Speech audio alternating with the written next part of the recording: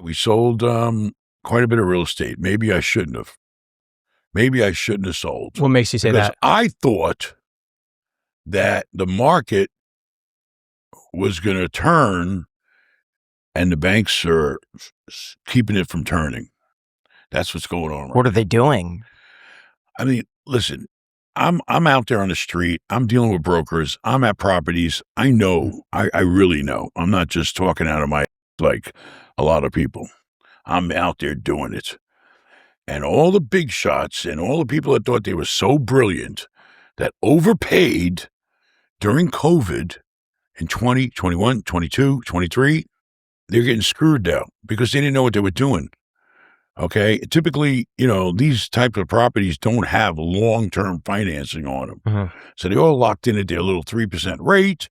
They locked it in for 5 years. And now the rate's double. They got to refinance. They got to pay the bank back. They're not going to cash flow. What does that mean?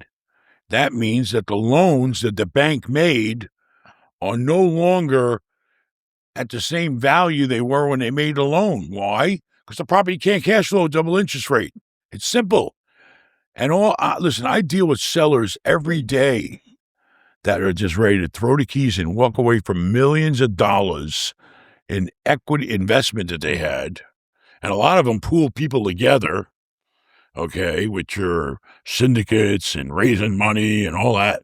So, a lot of people are going to lose their shirt.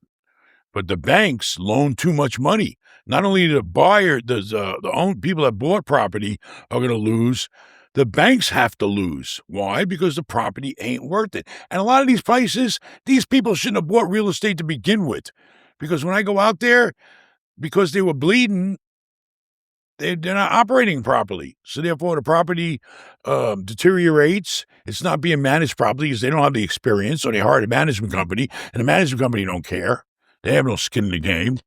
So there's a lot of distress out there right now. I've looked at thousands of apartments and multifamily, and there's a ton of distress out there.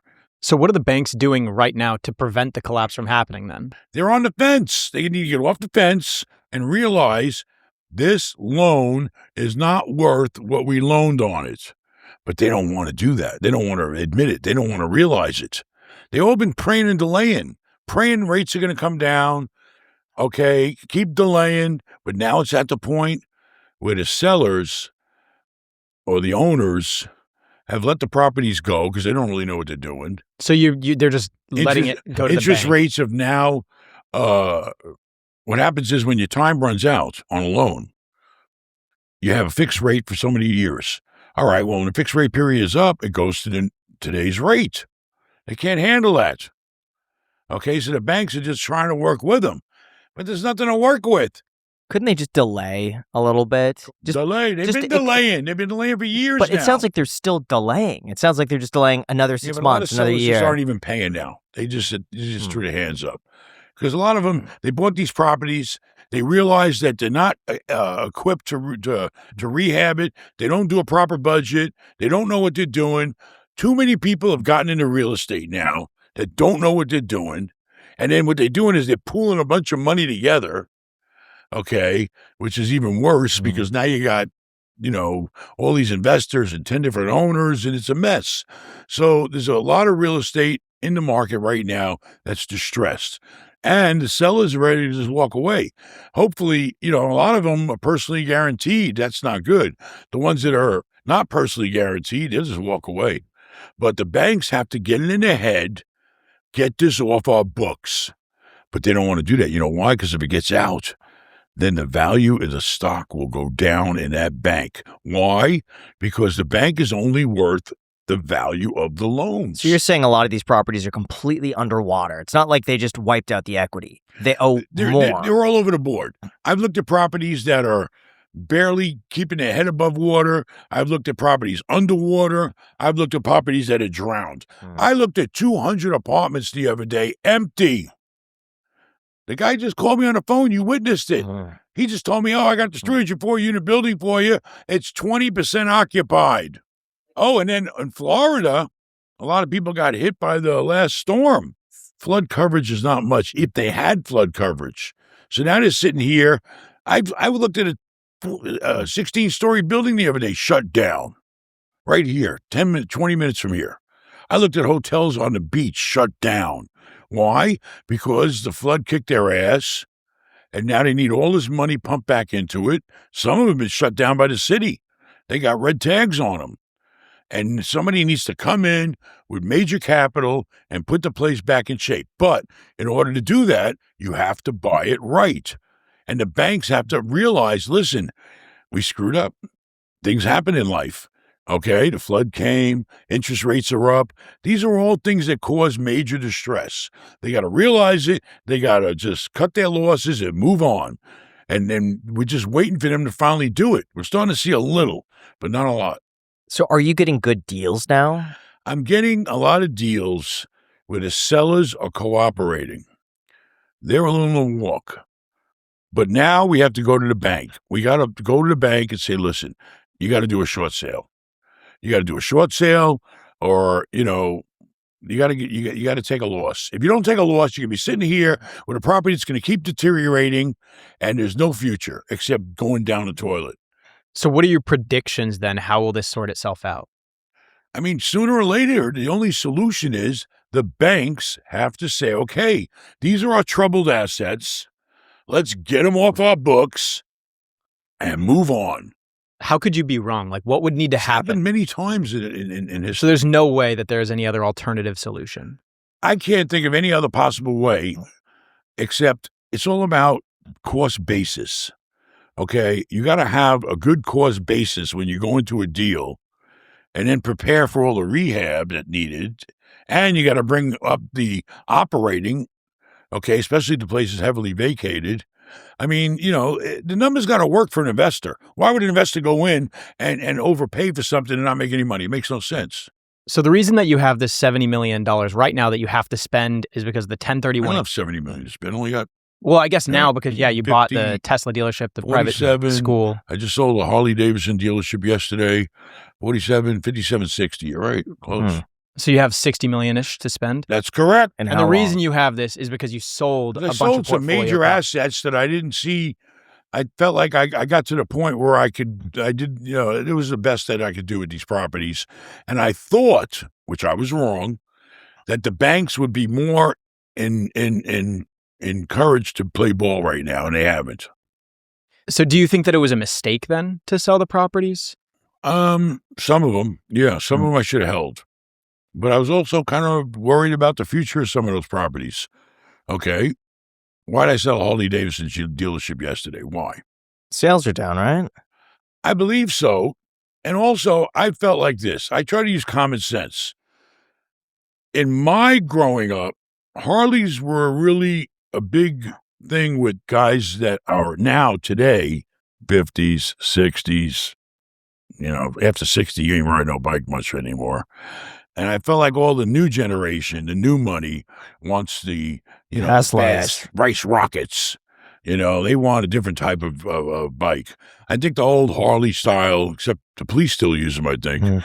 I think it was just, it's going away. I mean, that's what I felt like. But it was a beautiful property. It was a great operator. I just felt like, you know what? Why take the risk? I sold a Home Depot. I sold a BJ's. Why? Because I felt like the area was declining. The shopping mall right near it was doing pretty bad. So I felt like, you know what? I've been with these assets. They've been good. Let's move on while I still got some term on a lease. Let the next guy, maybe he sees a different future than I do. Why'd you buy a Tesla dealership? Would you trust Elon Musk to pay you rent? Absolutely. Well, there you go. What's the cap rate on that? Close to 6.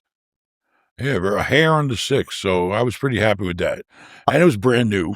And it was a very good, thriving area.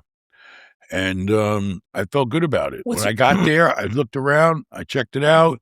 And then you got all this stuff going on with SpaceX and all this autonomous stuff. And listen, I mean, it's definitely the future. We all know that. It's not just the electric car. It's the cutting edge of technology, with him and that company. So Elon Musk rents your real estate. How much does he pay you? Now, I gotta say, one thing that I've noticed by talking to a lot of entrepreneurs is that all of them want to use AI, but they don't know how it'll actually work inside their business. Like, it's one thing to use AI to write an email, but it's another to have it handle incoming calls, set appointments, answer questions, and talk to customers in real time. And that's where today's sponsor, 11 Agents by 11 Labs, comes in. It's a platform that lets businesses build real-time AI voice agents for sales, support, operations, inbound calls, and more. What's really impressive is just how fast it is to set up. You could launch voice agents in minutes, and they could speak in over 70 languages. Here's an example. ¿Podrías decirme qué tipo de ayuda necesitas? It also works with tools businesses already use like Salesforce, HubSpot, Zendesk, Google Calendar, and Twilio. So instead of having to change up your entire workflow, it fits right into the systems that you already have. And you could train these agents using your own knowledge base, SOPs, and policies. That way, the responses seem consistent within your business instead of just sounding generic. Plus, with expressive mode, they give you way more control over the tone and delivery, so the conversations sound way more natural and human. So try out 11 Agents by going to 11labs.io/icedcoffeehour to get started today for free. Again, that link is down below in the description. Thank you so much. Now let's get back to the episode. So Elon Musk rents your real estate. How much does he pay you? I don't know, about $1.3 million a year or something. So $100,000 a month, roughly. And what's You know what $100,000 a month to him is? Nothing. It's like you going to the store and buying a soda, probably. It's actually probably even less. Plus, the place is making money. You know, I'm sure he it's probably makes that a minute. Listen, before Tesla decided to commit to leasing that place from the developer, I'm sure they did their homework. The next Tesla is an hour away in Orlando, okay? And I'm sure they did a lot of thought process into that location and you know, having a plan for it. So, you know, I'm sure they're not just opening up dealerships just for the hell of it. They're doing it strategically. So how much does it cost you then per month on the debt service on that property? Like, how much are you netting of this $100,000 a month? Okay, I don't, but let's say I leveraged it all. Maybe I did 100%. I could do that. I could do it between a line of credit and a conventional loan. I could do whatever I want. But, you know, if they're paying me 6 and my debt's costing me 5, I make a point on, I don't remember what I paid for it. What did I pay for it? $22 million. How much? 22, I believe. 22. I mean, the point is this. The reason why I bought it was because if I go out and buy something for $22 million while I'm in a 1031, I have a choice. I could buy that, get a return, or I could write Uncle Sam a check for probably in the neighborhood of close to $4 million. Instead of buying a Tesla dealership. So you got basically $4 million discount. Buy the Tesla dealership for 20-something million bucks, or write Uncle Sam a check for $4 million. So you have the $60 million in gains that you kind of do need to spend. I'm curious, does it ever make sense just to pay the tax? You know, it could. You know, depends on the market. If there's nothing that I'm thrilled about buying, or if I want to start, you know, scaling down the portfolio and think about retirement and maybe it's not the right assets to leave my kids, yeah, I could see paying. I paid the tax on a couple of items. That was the problem. Last April, I said, you know what? I'm retiring. I'm going to start living life. I'm going to travel. I'm going to enjoy my life. And these assets, they're really not for my kids. They like multifamily. I'm going to sell some. And I'm not even going to replace them. And when it came time to write that check in April, that number was so big for my CPA. I did it, but I don't think I could do it again. At least I'm going to try not to do it again. How much was the check? Big. Under 10 million. What'd that feel like to pay $10 million to the IRS? I mean, you know, you got to look at it every different way. You know, listen, I've had 30 plus years of success and, you know, deferring tax. I mean, you know, it's either, listen, you got a choice, either pay the tax or, you know, I die and then you don't have to pay the tax. Well, if I die, I'm not going to really enjoy not paying the tax. So, yeah, I mean, you know, listen, that's life. You can't have everything perfect. And, you know, it's you know, it's a balance. It's, you know, sometimes you pay the tax, sometimes you won't. But I'm not going to buy a deal just based on the tax savings. It has to be a good deal, a solid deal. Well, at least because the taxes. I can easily lose the amount of tax that I would have to pay in that deal if it's a bad deal. At least the taxes, though, go to a good cause. Absolutely. We're building a new wing on a White House. I mean, listen, it's life. What are you going to do? I'm only one schmuck doing the best I can, managing a big portfolio, and trying to prepare my kids for their future now. That's basically my main concern. So are you becoming more conservative as an investor to be able to buy a Tesla like that at a 6 cap? Because before it seems like you'd always be buying 8 to 10. Yeah, but I'm only borrowing at 5 because I got big power with borrowing money. So, you do the numbers. If I take a loan on that thing for 80%, $22 million,